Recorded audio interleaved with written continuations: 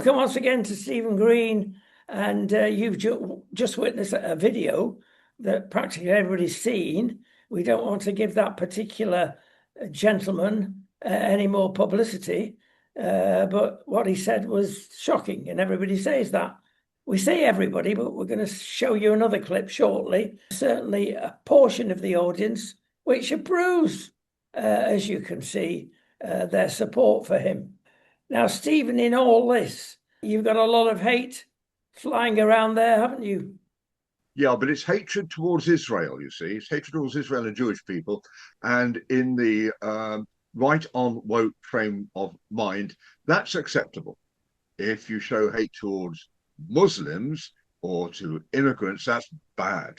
So you have to understand that the anti-Christian left has swapped a moral compass where people are judged by what they do, by their deeds, as the Bible says, uh, for a power compass and a race compass and a money compass. So if you're relatively well off, and if you're relatively white, and if you're relatively powerful, then you are a bad person on the left's compass. And if you are brown and dispossessed or claiming to be dispossessed, as the alleged Palestinians are, and if you're powerless against the might of Israel, for instance, then you are good. So they do this with sexuality as well. Gay people are reckoned to be powerless, and the most powerful people are white male Christians. So they are bad. I'm bad because I'm white male Christian, see, but a black lesbian is good.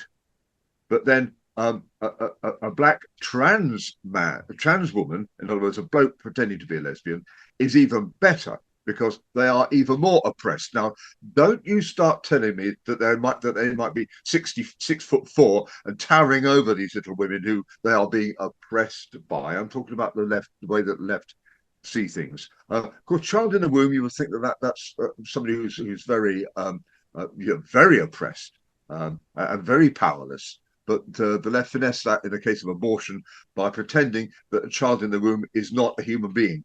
So it's not a human being, doesn't enter in on the hierarchy of victimhood. So there you are. That's that explained for you. And but we saw obviously this kind of anti-Semitism is fashionable now. And what you may not know is that on the afternoon, as soon as the pogrom was being mounted against the Jewish people on the 7th of October 2023. Already on that afternoon, activists were asking the Metropolitan Police if they could have an anti-Israel march in London. So whether that's foreknowledge or not, or just quick out of the blocks, I don't know. But nevertheless, that occasion, which should have been resulting in an outpouring of grief and support for Israel, was turned against Israel really, quickly. And that's because, the only democracy in the Middle East is reckoned by the left to be a bad thing. And it taps into a whole lot of other sort of anti-Jewish sentiment, to do with money and globalism. The Jews are thought to run everything. Of course, we know that's not true. We know it's actually the Freemasons, but never mind. So it all taps in together. So this Glastonbury gig where the guy was shouting death to the Israel Defense Force is just part of that, and that's what you would expect Glastonbury people to accept and to applaud.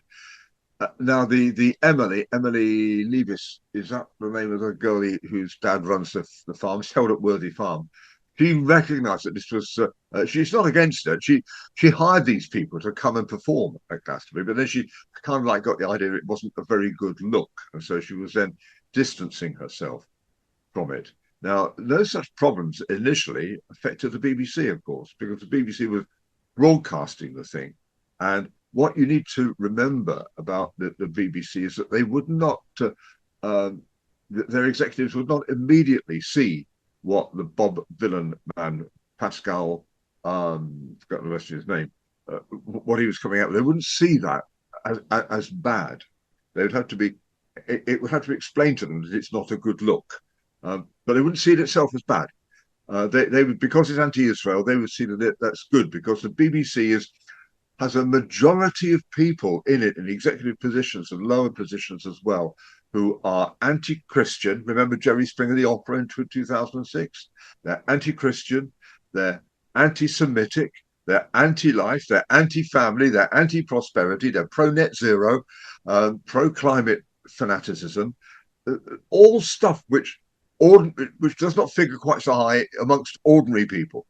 And that stuff is really ingrained in the BBC. So really sort of like their Director General, Tim Davie, who was actually at Glastonbury while all this was going on.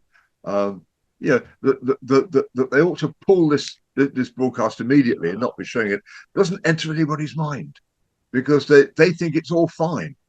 Nobody's explained to them that it's, as we say, not a good look.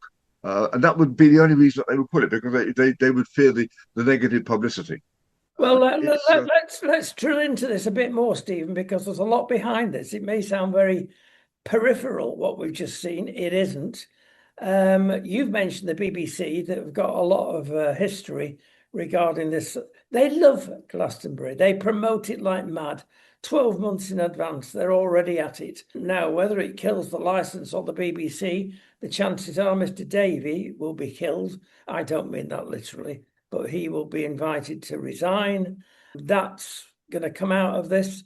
If he stays there, if he does a Sir Keir Starmer and he's able to dodge all the bullets, then yes, good luck to him.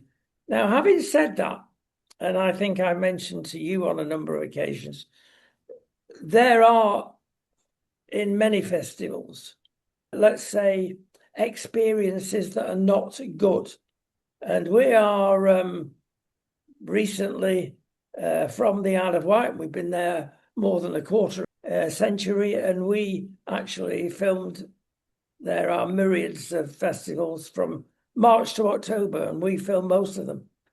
And some of them are really good, and really good people who enjoy certain types of music, very varied, are great, and there's no problems. But there are problems with other festivals. There is a spiritual dimension, Stephen, to some of the festivals. And you can see the young folk in particular. This is not an anti-young folk thing, even though I'm going to show you a shocking clip shortly. But they come off the ferries to the Isle of Wight for their festivals. They're already drunk, carrying their own tins, their own tinnies of beer. Then they get to the festival and they're drinking more.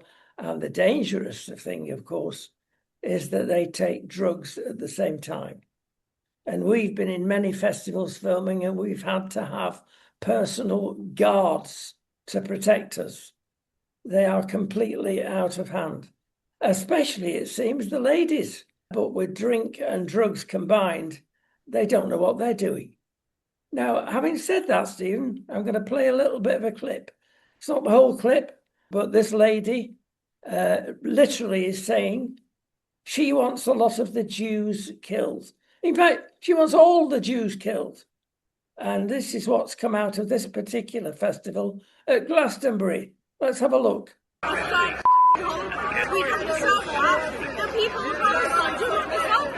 So what should happen to the Zionists? All of them. All Zionists should die. Now, OTT, over the top, springs to mind. The ladies are often worse than the gentlemen in this. And we have been protected, as I say, by various security men and police. And what happens at these festivals, off comes the stiletto high heel. That's taking you back a bit. And they would see nothing wrong in attacking you and putting that through the nearest brain that they can find. It's not a good, as you said, look. And this goes on. Now, There's certain famous things about festivals, like the toilets, of course. You don't go anywhere near Festival Loos for obvious reasons. So it's not all sweetness and light. Now, having said that, Glastonbury special, I repeat, BBC have got a lot to answer for here, because they could either have put that festival on a loop, a 15-second loop, which gives them plenty of time to press the stop button, or even if there's no loop, you can certainly see how things are going and turn it off. But there's evidence now coming out that basically the guy was there, the head of the BBC, the Director General, and he was there and could have done it from there. Terrible stuff. It is terrible. My concern about the BBC knocking, which is legitimate, and yes, of course, the guy should resign. Tim Davie, of course, he should resign.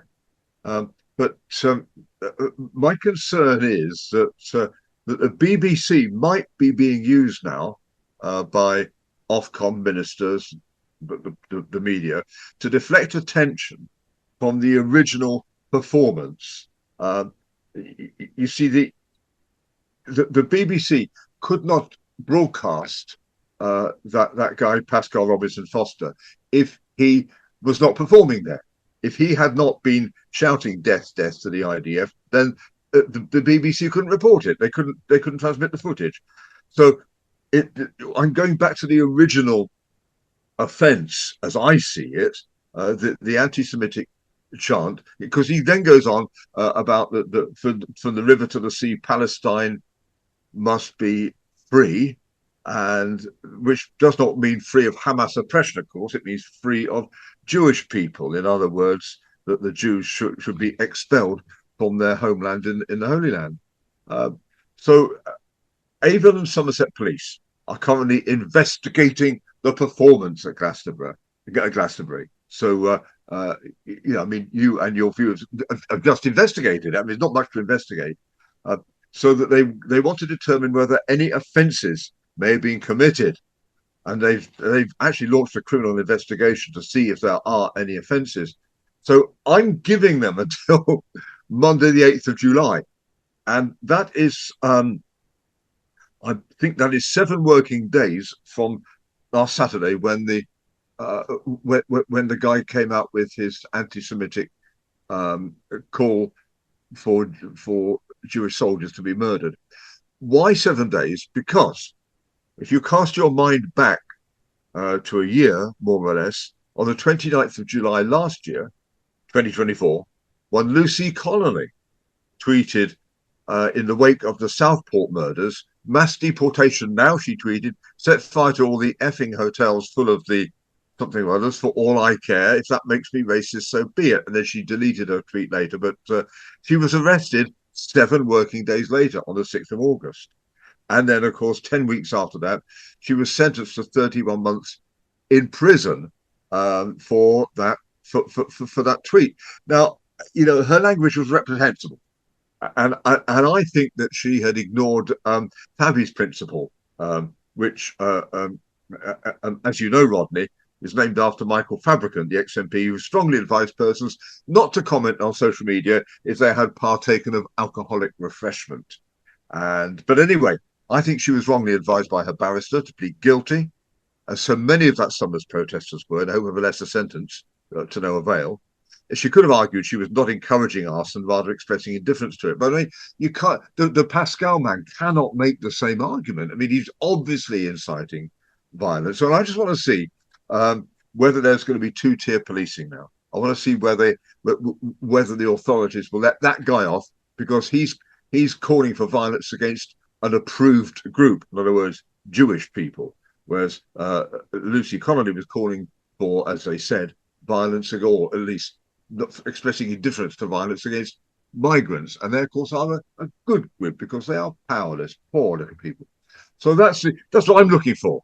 Is there 2-tier justice here? Is that what's going to happen? Because the Attorney General, Richard Lord Hermer, raised to the peerage by his friend Sir Keir Starmer, and exalted to the position of Attorney General, he's said that any idea of two-tier justice is disgusting. It's a slur against our police and our judicial system. Well, yes, Richard, it might well be, but is it true? And over the next few days, that I think, Rodney, is what we are going to find out. Yeah, this is difficult territory because I believe there's a lot of things to come out here. Referring back to the clip that we've just played, I tell you who springs to mind. Greta Thunberg. Now, in all this, strangely, from a number of angles. One, I am convinced that young lady has been used by very clever PR people. Secondly, our friend Villain, again, he would never got that notoriety, hadn't he? Deliberately, in my opinion, appeared there not to sing a good rap, if that's not saying too much about good and rap. He certainly made his imprint, and that's got to be borne in mind. But what also has got to be borne in mind that we've had hinted at is that these girls are so easily influenced. I'm not saying it's always the girls, it's not. But a lot of them are participating in dodgy stuff at the moment, even to stuff on airfields and blowing paint into aircraft engines. Leading that cohort is a young lady. Now, why is this happening? Why, let's get down to the nub of it, is why are young ladies so easily influenced and indeed brainwashed to not see the truth about Hamas as an example, about Iran as another example? Do they not realize what that regime has done over the last decade or so? How many millions, and I repeat, millions of people have been killed by Iran, either locally in Iran or indeed throughout the world? That's never explained. You know, the destruction of Israel is written into the constitution of Iran. It's also written into the charter of Hamas, and it's also written into the Islamic scriptures. The hadithi, the stories of Muhammad, have equal weight with the Quran, and they record stones and trees crying out to Abdullah, the servant of Allah, that there's a Jew hiding behind me. Come and kill him. So anti-Semitism, hatred of Jewish people, exhortation to murder Jewish people is written into the Islamic scriptures. And, you know, our dear king is said to be, warm towards Islam. I just wonder if he knows that about Islam. So it's more than a religion. It's a fascistic world system. It's completely evil, and of course, it's being encouraged in the United Kingdom because our elites hate Christianity. So it's encouraged as part of multiculturalism. But as well as to why the women are easily deceived, I mean, you would have to possibly, if you went to the scriptures, you would see the Apostle Peter, if I'm not very much mistaken, saying exactly that Eve was deceived. Adam wasn't deceived; he was just disobedient. But the wife was deceived, and maybe the scripture would say that women are more easily deceived. I don't know. I'm not particularly going there. Women, all I would say is that women are as prone to original sin as men. If you regard humankind as a homogenous unit, then they were all in it together. But yeah, it's fascinating. Sometimes you find that the women, Bonnie and Clyde, Rosemary and Fred West, the women are as into the evil that is being done as the men are. It's you expect that women are going to be the gentle sex, but that faint notion soon comes up against the cold, hard daylight of reality. So it's yeah. It's a fascinating subject, Stephen. Maybe one day somebody will come. Looking at statistics, there are far less women in jail than men. Oh yeah, there are. You see, of course there are far fewer women in prison, and there are also far fewer women who are on the receiving end of violence than men as well. And women tend not to do the mucky, dangerous jobs that men do. But you don't find men moaning about that. We just accept it and get on with it. So that's you have to be. I think you have to be very careful before you go down this feminist line of wanting to separate women from men. And J.K. Rowling has been slightly guilty of it when she was obviously drawing attention to the fact that some of these blokes who commit sexual offences then pretend to be women, and the police were recording their crimes as having been committed by women when actually they were committed by men. And so Joanna Rowling, started this hashtag, not our crimes. In other words, as far as women were concerned, those aren't crimes that have been committed by women. They've been committed by men. I've drawn a slight a slight bit of opposition to this, because I'm saying that in one sense, yes, they are not women's crimes, but on another sense, they are crimes of human beings. And so women are human beings. So in that sense, they are our crimes. But I have yet to get a woman agree with me on that particular point. They all say, no, they're not our crimes. So fair play, ladies. I know where you're coming from. I can see that. I'm opposed to this idea of separating us off, as if there's a cake of a certain size, and and the women get what's left over after those nasty men have had their bit. So that I see us all in it together, and being complementary. I see the scriptures as showing a complementarity of male and female, which is borne out in in our bodies, so that it's a complicated thing. I think we have to give God the glory that He made us male and female. And if women are somewhere and men, well, that's we just got to get over it. Well, yes, it brings us back to Islam, because Islam doesn't treat its ladies with the way we do in the West.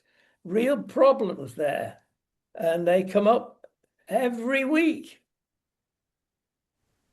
I mean, the testimony of a woman, I think, in Islam is only half that, might even be a quarter of that of a man. And but it's female genital mutilation, just pull one thing out of nowhere, is largely carried out by women on girls. There are men who do it, but mainly it's carried out by women. So that Islam would not work if the women did not support it. So you can't. This downtrodden women thing might not be completely true. You might remember. No, you won't remember. I'm insulting you. But back in the Second World War, there's a program called ITMAR. It's that man again. It stood for. Was it Tommy Handley? I think was, and there was all sorts of people on it, various characters, and there was one character who used to say, "The day war broke out, my missus said to me, 'What are you going to do about it then?'" So women are always saying to the man, "What are you going to do about it?" Those I don't know, people are doing such. What are you going to do about it? So we're constantly being shoved into position by but we want a quiet life really, but the women are saying, "What are you going to do about it?" And we feel we have to do something about it. So that's always going on as well. So I'm not totally into the innocent women in Islam at all. It's the women don't forget the women are wearing the Islamic dress when they go out on the streets, not the men so much. It's the women making a political statement with the niqab or the hijab or even the burqa thing that they wear. They are making the statement, not the men. It's far too complicated for simplistic answers. This one. Yeah. Well, we're on the subject finally, Stephen. The mega mosque. Will you bring us up to date? What's happened there? You regularly still go to London to protest against the mega mosque. Where are we at the moment? Well, Rodney, we don't. We don't really protest. We we hold a prayer meeting. It goes like this. It goes. I hold a prayer meeting. You hold a protest. He is a rioter. So that's how it sort of steps up. You see. So we hold a prayer meeting, and we've been doing that since January 2007 in West Ham at very near a place called Channel Sea House. And I think what's the postcode? Something like East 15 3ND or something like that. But then look up Channel Sea House. You join us at 11 o'clock on the first Saturday of every month. We've been there since January 2007, except when we were forbidden from turning up by the Johnson regime during the COVID atrocity. So that's when we weren't there. The government forbade us. Maybe we should have gone. But anyway, we weren't. The mega mosque was going to be the largest place of worship in Europe, and the Lord has just sent confusion into it. They were refused planning permission, all as a result of prayer, and the Lord just doing some crazy, miraculous stuff, completely left field. Bringing up a councillor, Alan Craig, to stand in Newham. All that kind of wonderful stuff went on there. So now they should be off the land. The High Court has ruled that they shouldn't be occupying the land anymore. So, but they're still there because Newham Council have to take action against them, and the new mayor of Newham Council is a Muslim girlie, so she's not going to really want to upset too many apple carts. Except that the group who run the mega mosque are called Tablighi Jamaat, which is Arabic for a group bringing a message, and the message is one of Islamic supremacy. And so they aren't that well received by a lot of Muslims, but you won't find Muslims speaking out against them except amongst themselves. But they of course say we pray for confusion. You can pray for confusion amongst your enemies. That is legitimate to do. That's a very Second Chronicles chapter 20, King Jehoshaphat sort of prayer. That is, the Lord sent confusion amongst the enemies. So Tablighi Jamaat was always an Indian cohort and a Pakistani cohort. Now you may well be well ahead of me here, especially if you know the politics of Leicester in the UK. Indians and Pakistanis don't get along with each other. That's not just Hinduism versus Islam. It's a racial thing as well. So the Indian contingent fell out with the Pakistani contingent, and I think the Indian contingent in the UK ended up with possessing their mosque up in Dewsbury, and the Pakistani contingent, if I'm not very much mistaken, are still in charge of the mosque or the proposed mega mosque in London's West Ham. So that's where it is.